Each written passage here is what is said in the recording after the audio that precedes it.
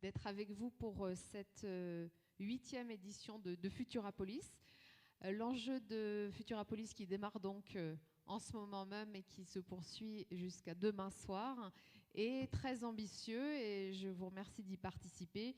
En quelques mots, simplement avant de démarrer la première session consacrée aux startups, un petit mot général sur cette édition de Futurapolis, dont l'objectif est de s'interroger sur la raison d'être de l'innovation, sur nos modes de vie, sur nos démocraties et sur nos grands récits. Et l'espace de 2 jours, Futurapolis, c'est cet espace de discussion où se forment, s'échangent et aussi s'opposent différentes visions du futur, de l'innovation et du progrès. La ligne éditoriale transversale de cet événement s'oriente autour de 3 thématiques fortes. Futura mythologie, est-ce que se cachent derrière finalement nos prophéties et nos croyances? Quels seront nos futura possibles à l'heure où chacun est placé face à ses propres contradictions? Comment va aussi la futura agora, c'est-à-dire où se jouent les luttes de pouvoir? Comment aussi reprendre la main et lutter pour notre souveraineté collective et individuelle? Voilà, ces 3 questions sont la ligne éditoriale transversale de Futurapolis cette année. Et en matière de mythologie contemporaine, sans doute la start-up est l'une des number one. On sent aussi une certaine usure du concept et c'est l'objet de la table ronde qui vient immédiatement. La start-up censée être une jeune entreprise en forte croissance dans le secteur des nouvelles technologies fait-elle moins rêver? Je vous présente nos invités. Aram Attar, Emmanuel Jarda, Stéphane Schulz et le modérateur, journaliste au Point, Nicolas Bastuc. Merci, bonjour à tous et merci d'être avec nous pour ce débat. La start-up est morte, vive la start-up. Tel est le thème donc de cette première table ronde, un intitulé un peu disruptif. Pour en parler, Aram Attar, en effet, c'est un peu le financier de la bande, en tout cas le financier de cette table ronde. Vous travaillez pour plusieurs fonds, vous êtes entrepreneur, vous avez créé TeachMe, un site de cours en ligne sur le capital risque et la levée de fonds, et vous enseignez également à HEC. Juste à côté de vous, Emmanuel Jarda, directrice de l'innovation et de la RSE chez Orange. Orange qui investit dans les startups, mais qui est également à la fois un client et un fournisseur des startups. Et enfin, Stéphane Schulz, consultant, fondateur de l'agence 15 marches, blogueur, vous accompagnez à la fois les startups, les grands groupes et les collectivités, vous êtes parfaitement à l'interface. Alors, vive la start-up, on en parlera tout à l'heure. Première branche de cet intitulé, la start-up est morte.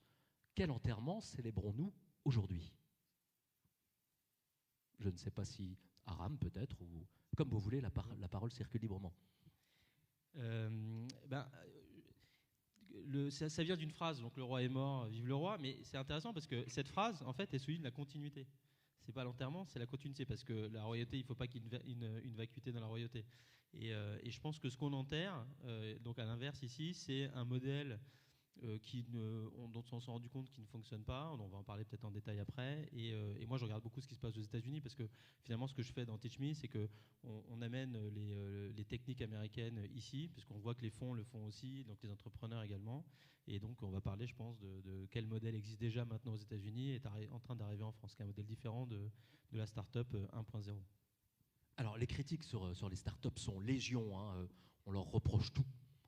De détruire de la valeur, d'être uniformes dans leur modèle, leur méthode, dans les produits, d'être plongés dans une perte de sens sans réelle valeur ajoutée, d'être ultra-individualiste, de bafouer les lois. Enfin, c'est un procès vraiment en sorcellerie. Et ça vous énerve un petit peu, Stéphane Schulz? Non, ça m'énerve pas, ça m'amuse. Moi, tout m'amuse. Non, ce qui est amusant, c'est que finalement, quand on regarde qui sont les sources de cet énervement, ce ne sont plus des startups, justement. C'est des startups qui sont arrivées et qui ont atteint un tel niveau en fait, de pénétration dans les marchés, dans nos vies au quotidien, dans vos mains, dans vos ordinateurs, qu'il y a des dérives, on voit énormément les effets pervers. Donc finalement, on va accuser les startups, on va revenir en arrière en disant mais finalement, ce sont des startups. Alors que beaucoup, si on regarde, on peut peut-être un petit peu détailler, hein, je veux dire, les élections américaines, hein, on les élections américaines avec le rôle de Facebook, l'utilisation qui a été faite de Facebook. On a les GAFA en général, mais je crois que ça fait l'objet d'une autre conférence. On a Uber, donc la culture d'entreprise toxique, les excès d'Uber. On a la gig économie, c'est-à-dire le fait de faire levier d'individus qui sont plus salariés, mais qui sont employés à l'heure ou à la minute. On a un rejet plus large de la Startup Nation, donc de tout ce vocabulaire et toute cette idée, et je pense qu'on reviendra dessus, que les pouvoirs publics feraient la promotion de justement cette économie au détriment d'une autre économie, parce que c'est forcément au détriment d'une autre. Et au détriment des lois aussi. Au détriment des lois. Et donc finalement, on a un rejet global et on a un rejet aussi du modèle économique ou de l'absence de modèle économique. Mais là, je pense qu'on va prendre le temps un petit peu d'expliquer. Alors, est-ce que ce procès est légitime? Voilà, c'est ça la question. Alors, ce qui est intéressant, c'est, je pense qu'on ne peut pas répondre globalement. Ce qui est intéressant, c'est qu'on passe. Moi, je disais, il y a 4 ans, j'étais à votre place et j'organisais une table ronde qui s'appelait Ras-le-bol des startups à Nantes, à Web Today. Et pourquoi on disait ça? Alors, pour le coup, c'était complètement disruptif parce que c'était le moment où il y avait François Fillon et Emmanuel Macron qui étaient en campagne et ils allaient à Las Vegas. Je ne sais pas si vous imaginez maintenant s'ils allaient à Las Vegas dans 1 mois et demi, ce que ça donnerait. Mais ils allaient à Las Vegas, ça se faisait, ça devenait incontournable. On allait au salon de l'agriculture, il fallait aller à Las Vegas qui était le symbole des startups, des objets connectés, etc. Donc ce qui s'est passé, c'est ça. C'est-à-dire entre les deux, finalement, on a une sorte de courbe où il y a certaines startups dont j'ai cité le nom, mais ce n'est pas les seules, et qui finalement maintenant servent un peu de totem, c'est-à-dire on va dire ah, tu travailles dans les réseaux sociaux, bah, regarde ce qui s'est passé, il y a des problèmes de vie privée, il y a des problèmes d'influence by design, etc. Ou tu veux faire levier des indépendants, tu veux remplacer des salariés, tu veux robotiser, etc. Donc je ne sais pas si c'est le système startup qui sert de bouc émissaire, mais où c'est le numérique, où c'est l'entrepreneuriat, où c'est finalement un peu les trois, c'est-à-dire le fait d'utiliser le numérique sous une certaine forme et de réussir, qui fait qu'on a une certaine catégorie de la population qui va le rejeter. Alors Emmanuel, vous vous occupez de la RSE chez Orange, donc vous êtes un peu madame éthique de ce débat. Est-ce que vous pensez que ce procès intenté aux startups, en tout cas celle de la première génération, est légitime et qu'est-ce qu'on peut leur reprocher? En fait, ce qu'on peut leur reprocher, c'est le up. Donc, moi, je pense que les startups, si elles veulent se renouveler, il faudrait que ce soit des start-down. Parce qu'il y a, dans mon métier, donc, je m'occupe de l'innovation et de la RSE, la responsabilité sociale d'entreprise.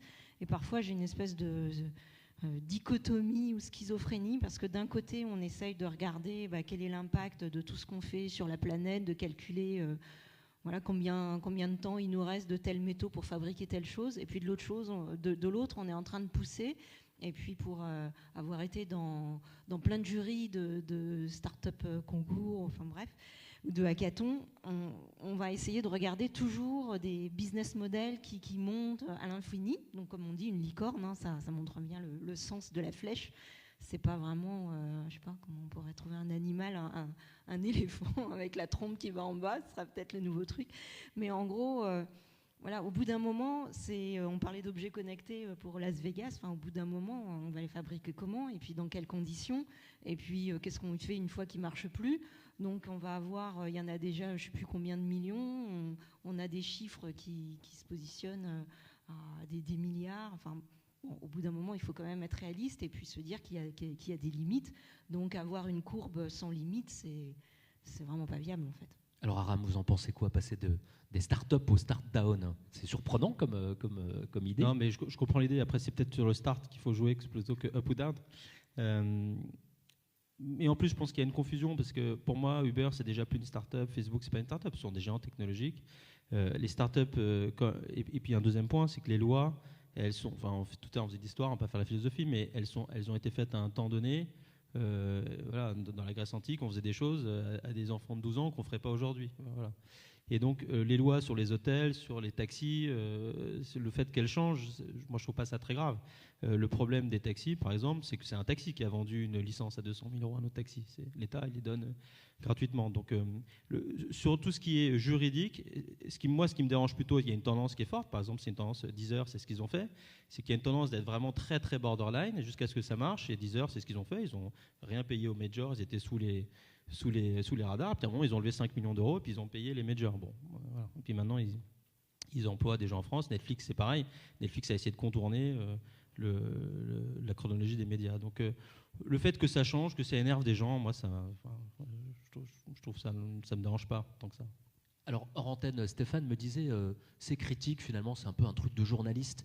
Mais pas seulement, quand on lit quand même la littérature, on se rend compte que beaucoup d'économistes, beaucoup d'observateurs, qui ne sont pas journalistes, formulent aussi un certain nombre de critiques. J'en cite un, vous le connaissez très certainement, c'est un prophète, un pape, Tim O'Reilly, qui dit « La poursuite du monopole », donc cet objectif de ce que d'autres ont appelé le blitzscaling, c'est-à-dire atteindre la masse critique dans une sorte de guerre éclair pour que le gagnant emporte tout et pour parvenir à un monopole.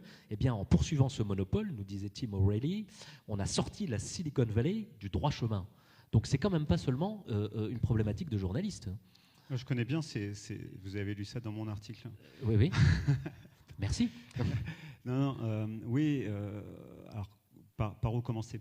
Le principe d'une start-up, c'est justement que l'innovation, elle n'est pas technologique. C'est-à-dire une start-up, quand elle démarre, elle va utiliser la technologie disponible.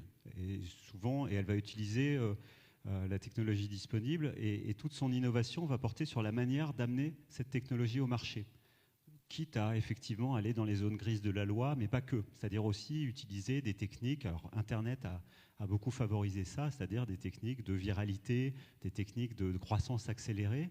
Et il y a des financeurs pour ça, les ventures capitalistes. Il y a des fonds d'investissement qui confient leur argent à des ventures capitalistes pour justement leur permettre de croître très rapidement et ensuite seulement, et c'est là où c'est fondamentalement différent d'une entreprise traditionnelle, ensuite seulement se préoccuper de la technologie, investir dans la R&D. Donc ils font les choses finalement à l'envers. Dans une entreprise traditionnelle, vous allez commencer par investir dans la R&D, dans la technologie, et quand votre technologie est prête, vous allez la pousser au marché. Donc ça veut dire que vous mettez beaucoup d'argent dans la recherche au début, vous êtes aidé pour ça souvent. Il y a des aides, il y a des subventions, il y a tout un tas de dispositifs fiscaux. Et ensuite, vous poussez votre produit au marché. Et là, ça va vous coûter pas tellement cher parce que généralement, vous êtes déjà présent et vous allez pousser ça vers vos clients d'abord sous forme d'une nouvelle box. Alors, vous parlez d'objets connectés, il y a une nouvelle box, sous forme d'une option dans une voiture, etc. Donc, c'est deux façons d'aborder un marché qui sont fondamentalement différentes. Et ça marchait bien, on va dire, entre les années 70 et les années 2010. Ça a justement accompagné, ça s'est développé grâce au développement des technologies globales. C'est-à-dire globalement, la connectivité, Internet, le cloud, les semi-conducteurs, tout ça s'est tellement développé que justement de plus en plus d'entreprises ont pu se créer avec très peu de fonds. Et donc l'essentiel de leur action a consisté à changer le marché, c'est-à-dire à être capable d'avoir des nouvelles manières de vous faire réserver une chambre d'hôtel, de vous faire prendre un taxi en utilisant les technologies disponibles. Ce qui est nouveau, effectivement, c'est que on arrive peut-être sans doute à un certain niveau où maintenant on a tellement bien compris le playbook, c'est-à-dire le guide, le mode d'emploi de ça, qu'effectivement, ce que disait Tim O'Reilly, c'est que avant, c'était une conséquence, c'est-à-dire l'hypercroissance était une conséquence de la bonne exécution, de la bonne utilisation et de prendre les choses dans le bon ordre et du talent des entrepreneurs. Je veux dire, il y avait un peu de technologie, mais beaucoup de talent. Et maintenant, on arrive au contraire où dès le début, on va dire, on va juger une start-up et on va lui donner de l'argent, on va miser sur elle seulement si on est certain qu'elle va atteindre cette hégémonie. Ce qui veut dire qu'on a pas mal d'argent, enfin peu d'argent, mais pour beaucoup de petites start-up au début, et on va les tuer très très vite, ce qui explique aussi qu'on a un taux de mortalité qui est plus fort. Et en revanche, celles qui ont trouvé le marché, elles vont tout de suite lever des sommes qui sont peut-être, tu connais ça mieux que moi, de 10 fois ce qu'on levait il y a 10 ou 15 ans. C'est-à-dire maintenant, une levée de fonds, c'est plus 500 000 euros, c'est 5 millions, voire c'est 50 millions tout de suite. Donc le changement, il est là. Et c'est ces deux choses qui sont extrêmement choquantes. D'un côté, beaucoup plus de startups qui meurent parce qu'elles se lancent plus vite, mais on les tue plus vite. On ne les laisse pas grandir. Et ensuite, par contre, les startups qui marchent, moi je travaille dans le domaine des transports, des levées de fonds de 5 millions, Blablacar, il a dû attendre 4 ans pour lever 5 millions. Là, en gros, au bout de 2 ans, quand ça marche tout de suite, vous allez lever 5 millions. Puis la Getaround, Drivey, c'est 300 millions. Dire, c'est juste quelque chose d'incroyable. Blablacar a attendu 10 ans pour lever 300 millions. Aram, ce sont des chaudières infernales. Il faut, la matière première, c'est l'argent. Il faut alimenter pour préserver ce monopole. Un chiffre Uber, 10 milliards de fonds levés en 17 levées de fonds. Et je crois qu'Uber gagne de l'argent, mais c'est depuis très peu de temps. Oui, ils ont gagné. Non, j'avais regardé hier, ils n'en gagnent pas encore. Là, sur le dernier voilà. trimestre, ils ont été positifs, mais enfin, c'est comptable. La matière première, c'est d'abord de l'entrepreneuriat. C'est l'argent, ça vient après. On va y venir. Hein, voilà, c'est vraiment de l'exécution. On termine l'enterrement là. Voilà, exactement. Mais je remercie Stéphane pour ce qu'il disait, parce qu'effectivement, le capital risque, en anglais, on dit que c'est narrow but deep. C'est-à-dire que c'est étroit mais profond. Ça investit sur très peu de sociétés. C'est exactement ce que tu dis, surtout aux États-Unis. C'est 1% des sociétés aux États-Unis qui se créent tous les ans. Tu me disais tout à l'heure, France Digital qui a donné la stat, c'est 2% en France. En revanche, quand ça marche, effectivement, on va très loin. Et donc, ça montre bien que c'est pas fait pour tout le monde, le capital risque. Et le problème qu'on a, et c'est là où le modèle va changer, ce qui est mort, c'est de croire que parce qu'on a un marché avec des liquidités abondantes, bon, je reviens pas dessus, qu'on se lève, on claque des doigts, on touche des millions. Non, il y a des modèles, et aux États-Unis, maintenant, il y a une tendance qui vient là-dessus, non, faites une boîte qui est rentable. Faites une boîte peut-être qui va faire 1 ou 2 ou 3 millions de chiffre d'affaires, c'est pas la peine de viser 100 millions. Et puis d'ailleurs, il y a un article sorti ce matin, si ceux que ça intéresse pouvaient aller voir, c'est un groupe qui s'appelle Founder Collective, le collectif des fondateurs, c'est les investisseurs fondateurs. Et ils ont sorti une liste de 50 startups qui sont plus des startups, qui sont valorisées au moins 1 milliard et qui n'ont pas levé de fonds pendant très longtemps. Mailchimp, j'ai noté tout à l'heure, Mailchimp, Shutterstock, etc. Donc il y a un modèle ce qui est en train de mourir, c'est ce modèle de finalement je construis l'entreprise avant le produit. Alors que ce qu'il faut faire, ce qu'on fait maintenant, c'est on construit le produit, il y a un product market fit, donc il y a des clients, et après on pompe de l'argent dedans. Oui. Je vous en prie, Emmanuel, vous vouliez dire un mot. Je voulais ajouter, parce qu'on parle du produit, on parle de l'entreprise et on parle peu du start-upper, ou je dirais même de la start-upeuse. Parce que alors, chez Orange, on veut vraiment accompagner notamment des femmes qui se lancent plus rarement. Et donc, on organise pour ça des hackathons exprès où on cible les femmes, parce que sinon, elles participent vraiment très, très rarement à ce genre de choses. Et même si ça marche pas, même si c'est des projets, alors je sais pas à quel stade, ça reste moi ce que j'appelle des baby start-up, parce que il y en a au bout de 2 ans qui font vraiment les statuts, mais c'est quand même pas la plupart. C'est quand même une formidable aventure humaine. Et donc même dans toutes celles dont on parle, qui sont tuées dès le départ ou même avant qu'elles naissent vraiment, ça change quand même les gens. Ces femmes ont l'impression de retourner vraiment dans la vraie vie, d'avoir une valeur ajoutée, et ça les met dans un monde aussi innovant qui pour une fois, devient leur aussi. Alors on va refermer, je vous rassure, cette première partie un petit peu mortifère sur ces startups qui sont mortes. Quand même, il y a eu beaucoup de morts, en effet, beaucoup de casses. Vous avez des chiffres, Aram, sur le taux de réussite? Les chiffres qu'on a, c'est que c'est 90% des startups, en général, qui n'arrivent pas à dépasser 2 ou 3 ans. Et dans les startups financées, donc le fameux 1% dont je parle tout à l'heure, la stat, c'est que c'est 50 à 60% de ces startups-là aussi qui meurent. Mais là, c'est une autre raison, c'est exactement ce que disait Stéphane, c'est qu'en fait, elles sont poussées. C'est pas qu'on les tue, c'est qu'elles sont poussées dans le mur. Et donc, soit elles passent le mur, elles sautent par-dessus, soit elles vont dans le mur. Alors, elles sont poussées par qui? Elles sont poussées d'abord par les entrepreneurs. Par les investisseurs? Les investisseurs, en fait, ça c'est intéressant. Il y a un super entrepreneur ici à Toulouse. Il y a une maturité aujourd'hui des entrepreneurs où il dit, moi, c'est pas grave si j'ai 5% de ma boîte, que j'ai levé 100 millions et que je me suis fait diluer. Ce que je veux, c'est que ça marche. Et c'est ça la règle du capital investissement. Si vous prenez l'argent d'un investisseur, il faut être prêt à ce que vous ayez une petite proportion de votre boîte, donc vous perdez le contrôle, et vous allez mettre beaucoup d'argent pour aller très vite. Voilà. Alors que il y a d'autres modèles. Donc je pense que c'est d'abord l'entrepreneur qui choisit ça. L'investisseur, il ne choisit pas une stratégie pour l'entrepreneur. Nous, on les voit tous les 3 mois. Hein. Donc pendant ce temps-là, c'est eux qui bossent. Donc il faut qu'ils aient envie de ça. Et je peux vous dire que ceux qui se font financer à 200-300 millions, ce n'est pas des gens comme nous. Hein. C'est des gens qui ont un drive qui est différent, une énergie qui est différente de la nôtre. Alors il y a beaucoup de jeunes dans la salle, peut-être des candidats à la création de start-up, d'entreprises. Vous disiez, Aram, toujours, l'entrepreneuriat, ça n'est pas donné à tout le monde. C'est dur. On est souvent seul. Je dis que tout le monde devrait le faire s'il peut, mais sachez que c'est difficile. Il y a énormément de gens qui sont en dépression, parce qu'en fait, moi j'ai commencé à le faire aussi il y a 1 an et demi. Alors je ne suis pas en dépression, mais il y a des points hauts, des points bas. Quand vous êtes seul, c'est très difficile à gérer. Donc il faut, si vous le faites, entourez-vous. Commencez à plusieurs, c'est quand même toujours plus simple, 2 ou 3. Et ne pensez pas que c'est la liberté. Pas de compte à rendre, non, c'est dur. Et quand vous prenez de l'argent de quelqu'un d'autre, c'est encore plus dur. Moralement, ça devient difficile. Stéphane, c'est le discours que vous tenez aussi aux start-upers que vous accompagnez. Attention, c'est une aventure exaltante mais compliquée, ou vous avez un discours un petit peu plus engageant? Moi, je rencontre énormément de gens qui s'ennuient dans les grands groupes, surtout. Donc, souvent, c'est pas, ils ne pensaient pas à l'entrepreneuriat, parce que c'est vrai qu'on n'a pas Stanford, nous, ici. Je veux dire, les États-Unis, la Californie, ils ont Stanford qui a été créé pour ça. C'est-à-dire qu'il y a vraiment une université à Stanford, c'est à Palo Alto, c'est juste à côté au cœur de la Silicon Valley. Ça a été créé pour ça. C'est-à-dire c'était créé dans l'idée qui était complètement nouvelle à l'époque, que vous alliez entreprendre pendant vos études. C'est-à-dire que vous alliez étudier, évidemment, et ils ont des chercheurs de très haut niveau. C'est les premiers à avoir commercialisé des brevets, l'université, et les professeurs sont entrepreneurs et ils montent des boîtes avec leurs étudiants. Donc ça, c'est quelque chose qu'on n'a pas en France. Donc généralement, enfin je généralise, pardon, c'est un peu l'exercice, mais on a ce parcours où on va commencer à faire ses armes dans un groupe, et puis on va s'ennuyer, parce qu'il y a aussi de la déprime dans les groupes.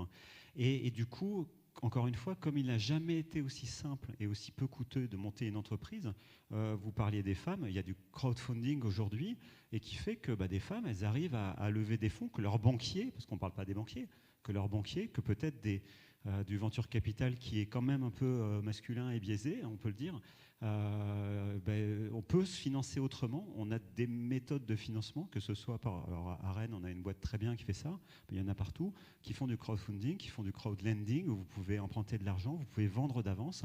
Et ça, c'est des choses, moi, la génération, moi je suis un fils d'entrepreneur, il n'y avait pas ça.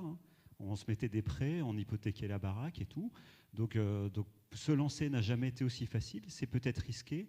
Je crois qu'on est tous d'accord quand même pour dire que c'est une expérience extraordinaire, que c'est une expérience qui devrait être valorisée en tant que telle, je ne sais pas, une validation des acquis, peut-être sur des crédits formation, et pas quelque chose que ce soit ni le mythe incroyable du chevalier ou de la chevalière qui va chevaucher sa licorne, mais ce n'est pas non plus quelqu'un qui a une mauvaise idée au départ ou qui a l'idée de s'enrichir au détriment d'eux. C'est juste des gens qui ont envie de faire différemment. Quand vous étudiez les études de consommation, les études de comportement, on est de plus en plus différents. Ça veut dire qu'on veut se distinguer, ça veut dire qu'on est unique et exceptionnel. Et aujourd'hui, on peut traduire ça, on peut traduire une idée, on peut traduire ses valeurs dans une entreprise, dans un produit et l'amener au marché. Oui, tout à fait. Il ne faut pas penser que c'est complètement que déprimant, parce que justement, si je reprends des start-upeuses qu'on a accompagnées, alors en plus, on essaye... Il y en a qui arrivent et qui n'ont pas forcément d'idées. Donc on dit c'est simple, il y a 17 objectifs du développement durable. Donc vous pouvez les regarder un à un. Il y en a peut-être un qui va vous tenter plus qu'un autre. Et franchement, quand on se fixe des objectifs, mais hyper petits, donc on prend vraiment les méthodes, des méthodes agiles, les méthodes de Lean Startup, où on a un MVP. Donc on n'a pas forcément, comme disait Stéphane, l'idée d'aller hyper loin, hyper vite, mais on se dit c'est quoi ma cible? Et puis on travaille vraiment avec la cible. Et je vous assure que quand c'est alors en plus dans les sujets sociaux, quand on apporte des choses nouvelles et toujours en bien par rapport à ce qui existe, quand on voit l'émotion que ça suscite chez les gens qui vont bénéficier de cette innovation, parfois c'est vraiment pas tellement technologique. Enfin, c'est oui, ça utilise les nouvelles les technologies numériques parce que ça va être sur un site web et puis ce sera une web app, donc on pourra le regarder depuis son téléphone ou même juste un compte Twitter. Donc c'est vraiment, c'est pas de la data science. Mais du coup, l'émotion qui est suscitée par les gens qui vont bénéficier du service, mais elle est incroyable. Et ça, c'est hyper valorisant. Donc parfois, c'est des petites choses. J'ai vu des startups qui avaient, alors ça va paraître complètement ridicule, mais qui avaient une 50aine d'utilisateurs. Mais c'était des gens dont ça avait changé la vie. Et ça, c'est énorme. Donc voilà, il faut se fixer, alors on dit toujours par marche, mais même de gravir qu'une seule marche de 50 utilisateurs, ça peut changer la vie de beaucoup de personnes, 50 plus le start-upper ou start-upeuse.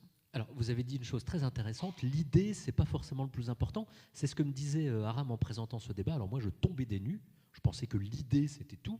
En fait, non, vous dites, Aram, l'idée, c'est 5% du job.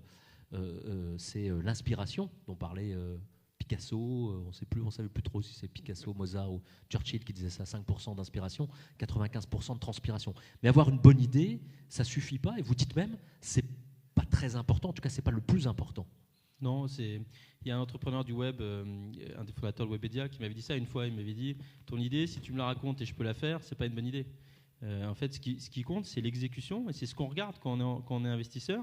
La différence entre deux idées, c'est quoi? C'est qu'il y en a une qui a un client, c'est exactement ce que vous dites, et une autre qui n'en a pas. Et donc, ce que vous dites là, les 50 qui adorent le projet, il y a, pour ceux qui veulent aller lire ensuite, donc Paul Graham, qui est le fondateur de Y Combinator, qui est pour le coup le gourou pour nous dans ce qu'on fait, lui, c'est ce qu'il dit. Il dit, essayez de trouver un produit où les gens qui l'utilisent sont des passionnés, et après, tout le jeu, c'est comment est-ce qu'on fait pour que ces gens-là en parlent autour d'eux, et que vous passez de 50 à 100, à 200, à 500, puis un jour, le projet change un peu et ça devient un truc un peu plus général. Mais effectivement, c'est l'exécution, et c'est pour ça que vous entendez toujours les investisseurs dire l'équipe.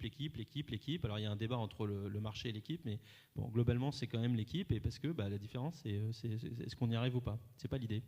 Alors vous regardez quoi quand un projet vous est soumis?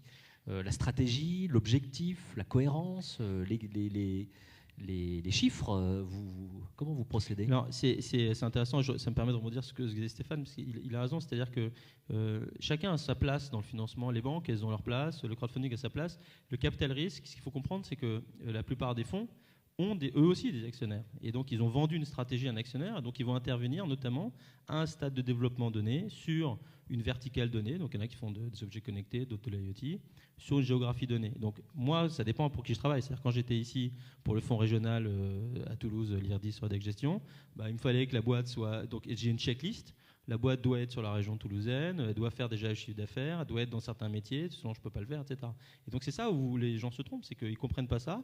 Du coup, ils font des pieds et des mains, ils demandent des faveurs à droite à gauche. Ils ont finalement, au bout de 3 mois, rendez-vous avec un investisseur. Et moi, au bout de 20 secondes, je sais que ce n'est pas pour moi.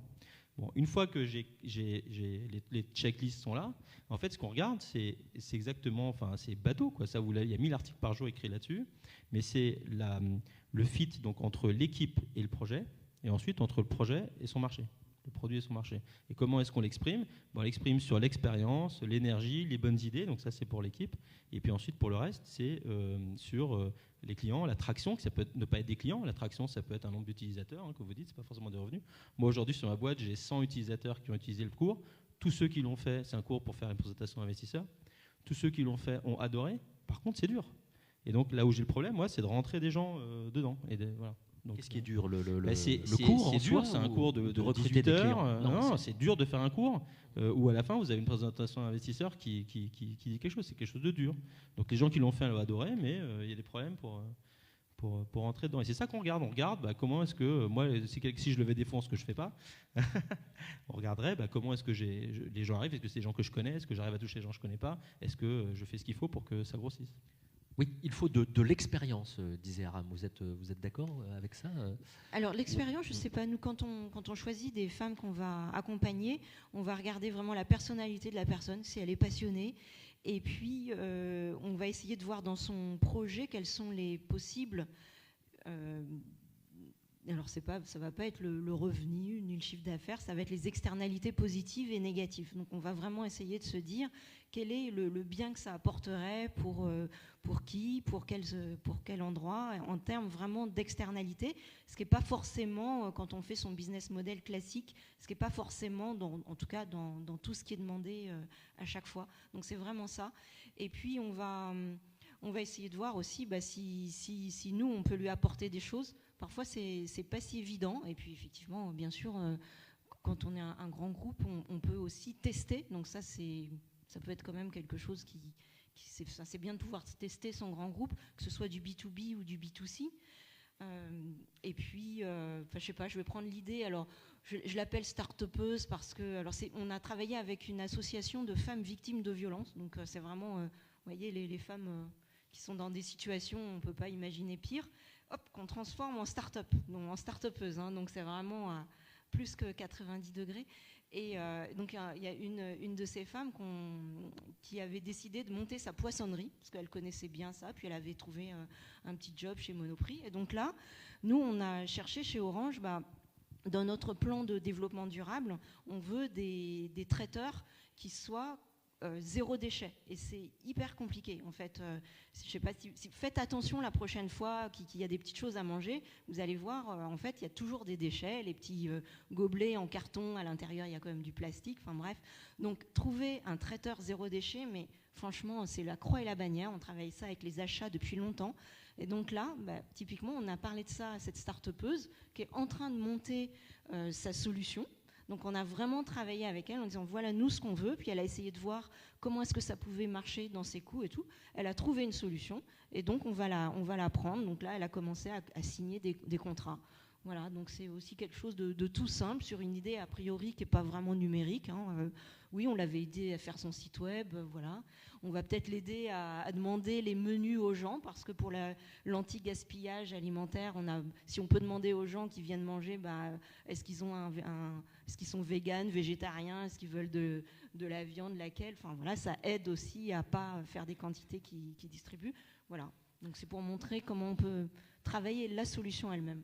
Sur l'entrepreneuriat, Stéphane Schulz, Aram me disait il y a des règles à connaître. Quelles sont ces règles selon vous ? Il faut choisir un bon consultant. Non. Donc 15 marches. Non, clairement, il faut se faire accompagner, ça c'est sûr. Et il y a énormément de structures maintenant. Elles ne se valent pas toutes.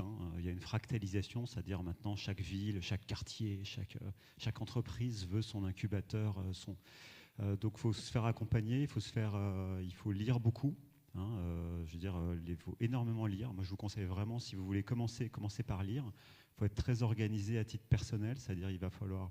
Moi, j'accompagne aussi des jeunes avec la mission locale. Vous voyez, je ne fais pas que des startups américaines, parce que j'ai ce besoin-là, parce que c'est une entreprise, un jeune qui est sorti du monde de l'emploi.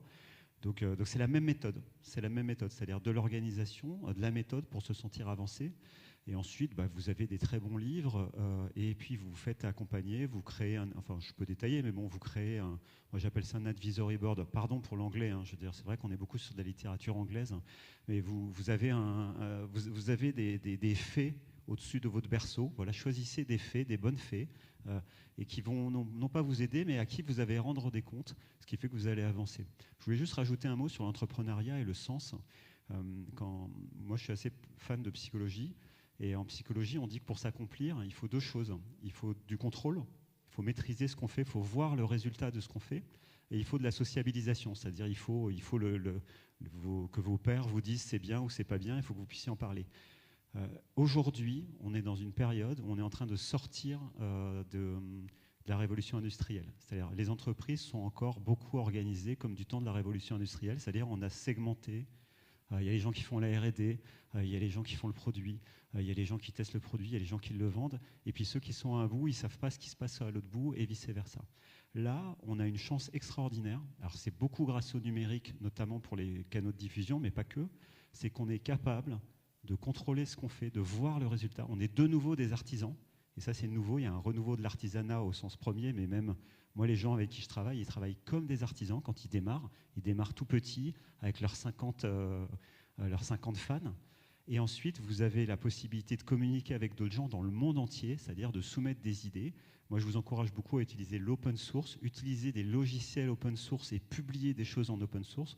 Moi mon blog il est en open source, ça veut dire que ça paraît trivial, mais les gens peuvent prendre des morceaux, le réutiliser, on en parle.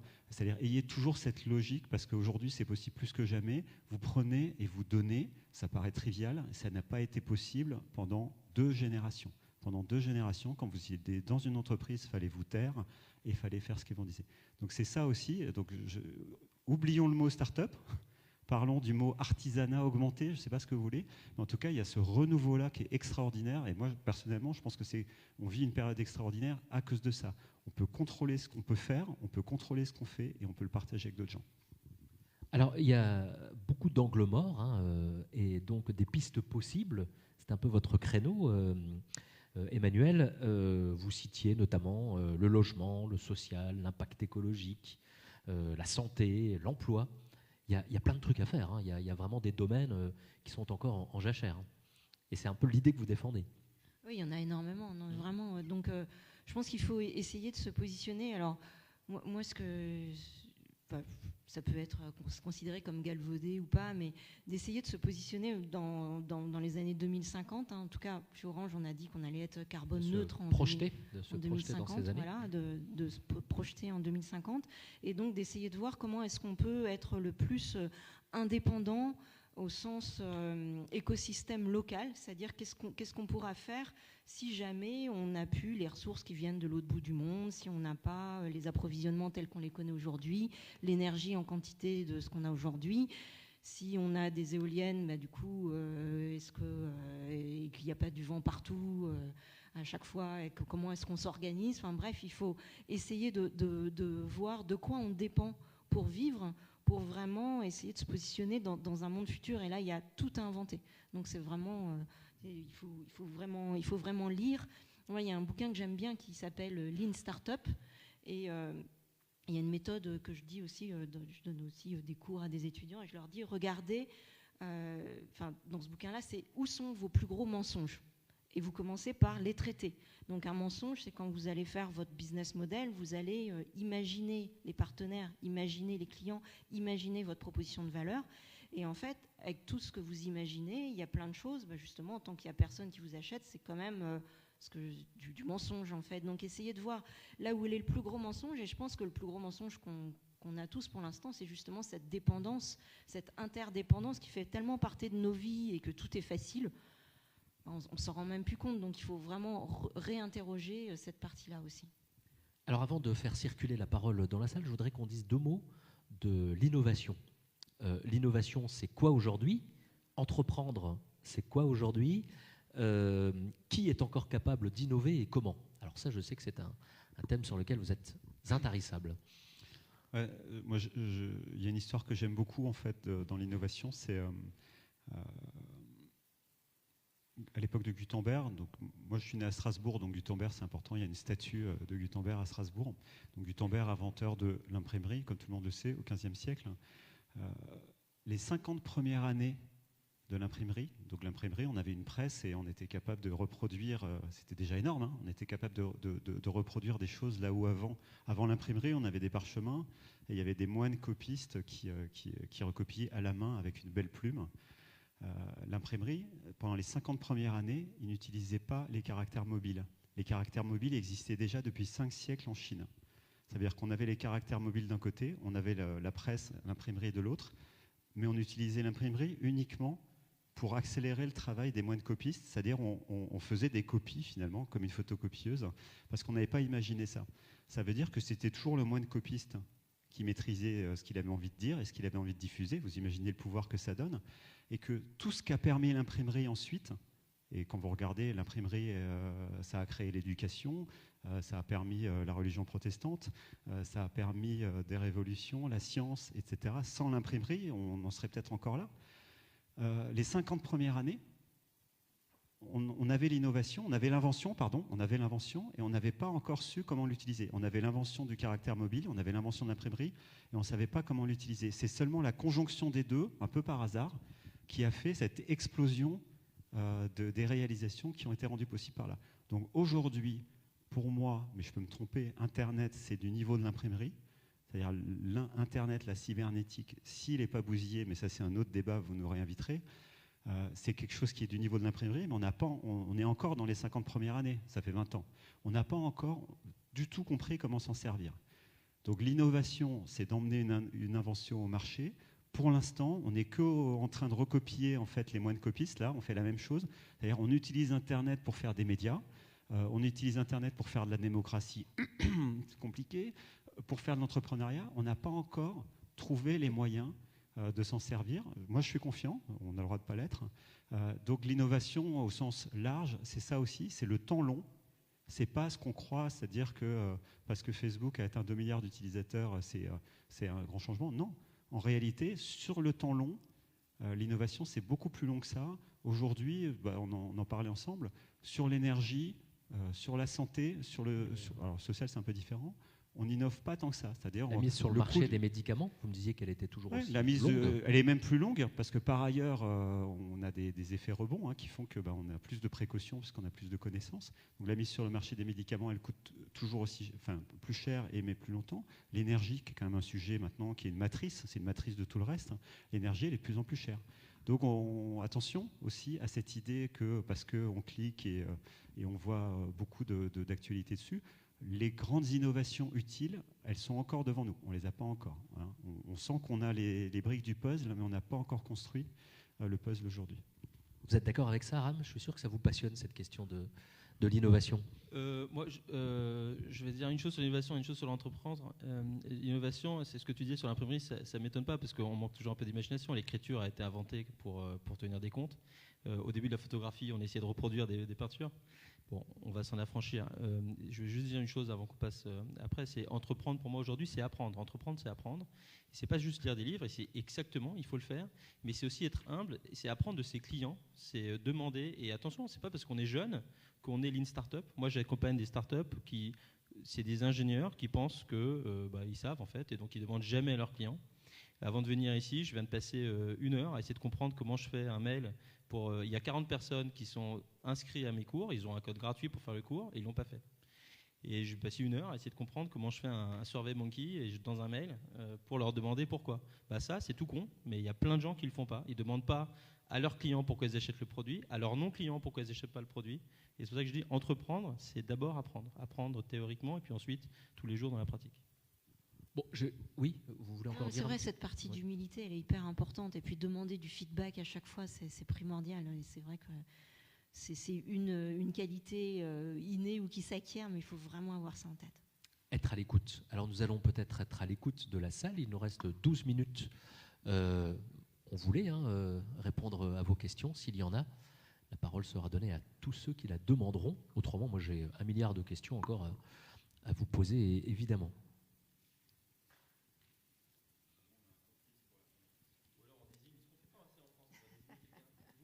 Volontaires désignés d'office. Non, y a-t-il des futurs entrepreneurs, des gens qui sont tentés par cette expérience? Voilà. Bonjour monsieur, si vous voulez juste nous donner votre prénom et puis poser votre question. C'est Jamel. Donc moi, dans mon travail, je suis pas mal confronté aux nouvelles technologies, innovations et start-up. Vous faites quoi alors?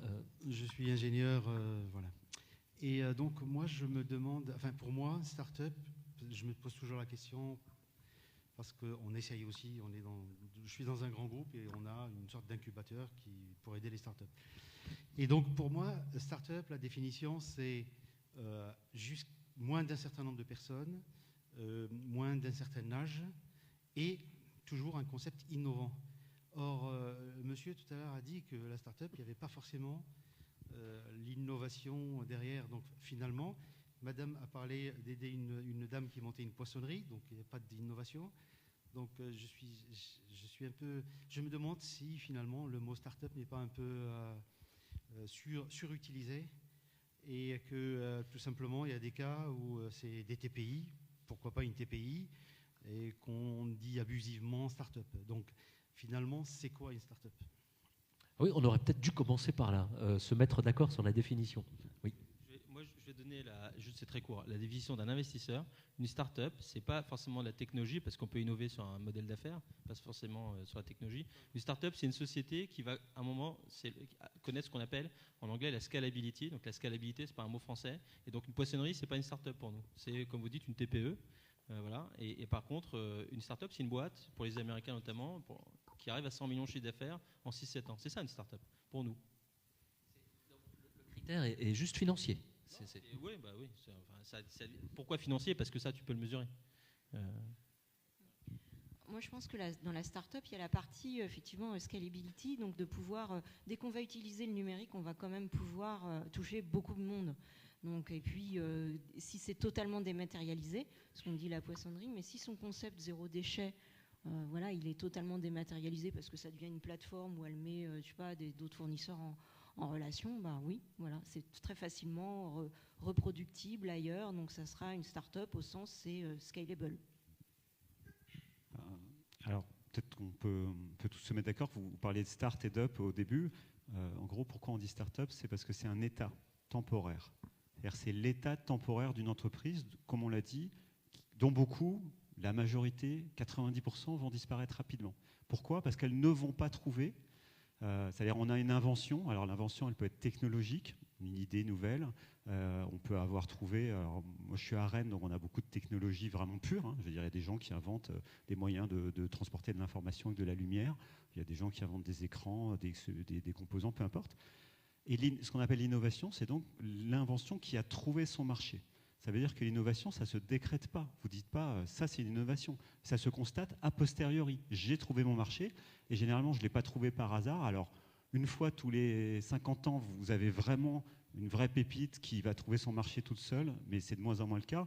C'est les entrepreneurs qui sont capables, dans un environnement favorable, on n'en a pas beaucoup parlé, mais bon, il y a des environnements plus ou moins favorables aux inventions pour qu'elles atteignent leur marché et donc qu'elles se transforment en innovation, qui vont arriver à ça. Donc si on peut définir la start-up, c'est un état temporaire d'une entreprise pendant laquelle on ne connaît pas encore ni son marché, ni vraiment sa technologie, parce qu'on va justement, vous parliez du Lean Startup, c'est-à-dire le Lean Startup, c'est quoi? C'est une itération rapide, contrairement aux grandes phases de R&D où vous allez avoir votre pilote, vous connaissez ça sûrement très très bien dans l'industrie, où en gros on maîtrise le processus de A à Z, on sait à peu près exactement ce qu'on cherche, on part des laboratoires de recherche et on va les transformer en produits, et ensuite ce produit on va le confier à d'autres gens qui vont l'emmener au marché. Là on va faire tout très vite, encore une fois, on va aller plus rapidement dans le temps, mais aussi plus rapidement dans les méthodes, c'est-à-dire on va chanter un certain nombre d'étapes. Alors ça ne marche pas dans le médicament, hein. C'est compliqué socialement, on l'a vu, parce que des fois on joue avec la loi aussi, mais en tout cas la notion de vitesse est importante. Alors c'est la vitesse un peu pour prendre de vitesse en compétition, mais c'est aussi la vitesse pour dépenser pas trop d'argent et puis pas cramer vos gars et vos nanas, pardon. Il y a ça aussi, c'est-à-dire moi du temps de mes parents, une entreprise pour la monter, ça prenait 3-4 ans, on s'endettait sur 15 ans. Moi, mon père a été ruiné, hein, je peux le dire, hein, il a été vraiment ruiné, hein, j'ai refusé l'héritage, hein, véridique. Hein. Donc ça arrive. Je vois de moins en moins d'entrepreneurs ruinés. Donc je ne dis pas que c'est une fin en soi, mais ça veut dire qu'on va aussi aller rapidement. Donc si votre industrie met ça en place, c'est extraordinaire parce que vous avez ce cocon protecteur qui quand même, et quand c'est bien fait, des fois c'est mal fait, quand c'est bien fait, il y a des règles du jeu très claires. Si vous réussissez, vous partez avec. Si vous ne réussissez pas, on ne vous punit pas. Hein, vous pouvez revenir, vous avez apporté des choses, et les grosses boîtes qui ne sont plus des startups, Google, Uber, que je connais bien, elles ont très bien intégré ça, c'est-à-dire on lance des produits, on a même du temps pour ça, on a même des budgets pour ça, et puis ça ne marche pas, c'est pas grave, tu reviens, au contraire ça te valorise. Hein, pardon, je passe un peu d'un sujet à l'autre, mais donc, la startup c'est un état temporaire d'une entreprise qui peut être réduit à une personne qui cherche son marché, qui cherche sa technologie et qui, par définition, ne l'a pas encore trouvé. Alors, on peut rester start-up le plus longtemps possible, il y a l'esprit start-up, etc. Mais dans la définition juste, c'est ça. Je vais rebondir sur l'âge. En fait, il y a une étude qui a été faite par quelqu'un à HEC et puis aussi la Kaufman Foundation. Si vous ne connaissez pas, il faut absolument vous ruer dessus. Il y a beaucoup de données. Est-ce que vous savez, monsieur, quel est l'âge moyen des entrepreneurs qui réussissent en France ou dans le monde? C'est 38 ans. 38 ans. Et quand je parlais d'expérience tout à l'heure, c'est pas seulement, nous, ce qu'on regarde, c'est pas vraiment l'expérience d'entrepreneur, parce que ça, vous allez y arriver. C'est est-ce que vous avez l'expérience de votre industrie? Parce que là, pour le coup, le taux de mentalité, il baisse quand quelqu'un comme vous, par exemple, qui a des contacts, qui connaît les rouages, lance sa boîte. Donc, c'est pas du tout un truc de jeune. On a été trompé parce que Snapchat, Facebook, Twitter, des consumer internet, des jeunes. Mais sinon, non, le gros des entrepreneurs, plutôt 35-40 ans. Donc, plutôt rester dans son métier. C'est ça que vous nous dites, connaître son industrie, il vaut mieux que je lance un site d'information qu'une poissonnerie, par exemple. Souvent, ce qui marche quand même bien, c'est que vous avez eu pendant 10 ans, 15 ans un problème, vous n'arriviez pas à le résoudre, et ben vous allez inventer la solution. Et donc souvent, ça marche, parce que vous savez quel est le vrai problème. Le killer des startups, le premier killer des startups, c'est qu'il n'y a pas de marché. C'est que vous allez inventer un truc, vous pensez qu'il y a un marché, en fait, il n'y en a pas. C'est ça qui tue les startups. Ce n'est pas une question de fonds, de clients qui ne payent pas. C'est que vous avez un truc. Donc quand vous êtes dans l'industrie, en général, vous savez quel est le problème. Alors, il nous reste 4 minutes. Y a-t-il d'autres questions que vous souhaiteriez poser à nos invités? Oui, plusieurs. Une jeune femme là-bas.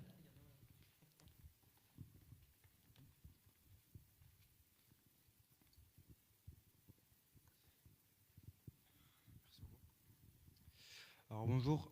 Moi ma question ce serait est-ce que vous avez des conseils à donner pour des étudiants qui aimeraient donc du coup entreprendre, qui ont des projets qui soient innovants et écologiques pour du coup financer ce projet. Alors je m'explique parce que c'est assez compliqué de trouver aujourd'hui des fonds d'investissement qui veulent investir dans des projets qui ne sont pas que du numérique ou des applications et qui ont plutôt un côté écologique, comme vous en avez parlé. Alors ça c'est intéressant, on dit que l'argent coule à flot, que ça n'a jamais été aussi facile d'en trouver. Pas si facile. Qu'est-ce que vous répondez à notre ami ? Non, mais vous avez raison. Il y a des fonds qui commencent à se spécialiser dans toute la vague ESG, mais c'est long à arriver. Et en fait, aujourd'hui, c'est des personnes physiques. Moi, on en parlait, j'ai participé à une émission télé où Marc Simoncini et Frédéric Mazella étaient présents pendant 10 jours. Et eux, c'est quelque chose pour qui c'est important. Donc, appelez Frédéric Mazella, parce que lui, il est dans Upcycle, Recycle, il investit que là-dedans. Alors après, il met ticket de 50 000 €, c'est pas non plus 500 000. Mais en fait, votre meilleur pari, ça va être de regarder la presse et d'écouter des personnes physiques, ce qu'on appelle les business angels, qui eux ont cette fibre. Et j'espère qu'ils sont en train d'éduquer le marché. On est en train de comprendre que c'est pas parce qu'on a un truc qui fait du bien à la planète que c'est pas du business. Voilà. Et ça, c'est en train d'arriver, mais c'est encore un peu long. Oui, tout à fait. Il faut venir nous voir. Ensuite, tout dépend où vous en êtes. Mais il y a la partie pour vous lancer. Donc, le conseil, c'est vraiment de se lancer, puisqu'on disait tester, ayez du feedback, ayez des utilisateurs, du feedback, vous itérez, pour essayer de vraiment trouver où est la valeur ajoutée et qu'est-ce qui correspond aux attentes du marché. Et puis, ensuite, pour trouver des financements, on trouvera des solutions. Ouais, on est vraiment surpris quand on accompagne à plein de niveaux, même des étudiants, de la réticence à aller dans la rue, quoi. C'est-à-dire aller dans la rue, tester, interroger les gens, et puis faites-le, on a dit MVP tout à l'heure, c'est-à-dire la chose la plus facile à faire qui permet de tester votre idée, ça peut être un site internet sur un bout de papier, et allez la tester parce que c'est ça qu'ils vont vous demander après, les investisseurs. Ils ne vont pas vous demander si votre idée est géniale et votre analyse du marché est parfaite. Ils vont vous dire, OK, c'est quoi les retours concrets? Qu'est-ce que tu peux me donner? Est-ce que c'est des inscriptions sur un site internet? Est-ce que c'est des interviews de gens? Mais allez le plus vite possible parce que c'est là où vous allez apprendre des choses. Il nous reste 1 minute 30, donc on va peut-être prendre votre question, mademoiselle. Oui, qui est là avec le pull vert. Et répondre très rapidement, du coup. Merci. Vous avez parlé de startups qui utilisent des technologies qui existent déjà et après, ils doivent chercher un marché. Qu'est-ce que votre idée sur les startups deep tech qui doivent développer des technologies nouvelles, par exemple dans la biotech ou SpaceX, ou des choses comme ça? Peut-être Stéphane? Oui. Non, c'est parfait contre-exemple, c'est-à-dire c'est sauf les biotech où là c'est le contraire, c'est-à-dire dans les biotech ou comme je disais les médicaments ou SpaceX, c'est l'inverse. Alors après, si vous lisez le livre sur Elon Musk qui raconte l'histoire de SpaceX, et au début ils ont fait vraiment une fusée, ils sont allés sur une petite île, ils l'ont limite transportée sur leurs épaules, mais je vous recommande pas. C'est ce que je disais sur le fait d'entreprendre avec des technologies existantes, c'est évidemment pas, c'est pas pour des choses qui sont au départ, d'abord sont très technologiques. C'est pareil, si vous voulez monter un algorithme qui va prédire la météo à 2 heures, là ça va pas fonctionner. Donc c'est pour tout le reste, on va dire. C'est pour tout le reste, c'est pour ce qui n'est pas purement technologique ou ce qui n'est pas sur le vivant, parce que sur le vivant, il y a évidemment d'autres implications. On a vu la voiture autonome, on essaie de la tester. On voit bien que quand il y a un bug, c'est un peu plus grave que quand il y a un bug sur la box d'Orange. Merci beaucoup. Le temps file. Il est malheureusement l'heure de clore cette table ronde. Alors, nos amis sont encore là un petit peu si vous souhaitez les rencontrer pour lever des fonds ou en tout cas lever des conseils. Ils seront à votre disposition. Je rappelle, Stéphane, que vous êtes le fondateur de l'agence 15 Marches. Vous avez un blog très influent, très lu, dont je vous recommande la lecture et une visite. Emmanuel Jarda, on peut vous écrire chez Orange. Vous êtes la directrice de l'innovation et de la RSE. Et si on veut apprendre à lever des fonds et à maîtriser les arcanes du capital risque, on va chez TeachMe. Donc c'est le site Aram que vous avez créé. On peut aussi réussir le concours d'HEC et suivre vos cours dans cette grande école. Merci beaucoup et bonne journée.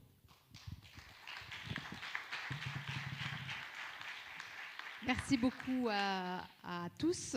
Je vais demander aux personnes qui n'ont pas l'intention de rester à la séquence suivante de sortir tout de suite de la salle. pour qu'on puisse faire rentrer celles et ceux qui se sont inscrits. On a juste quelques minutes pour faire ce changement de plateau. Merci d'avance.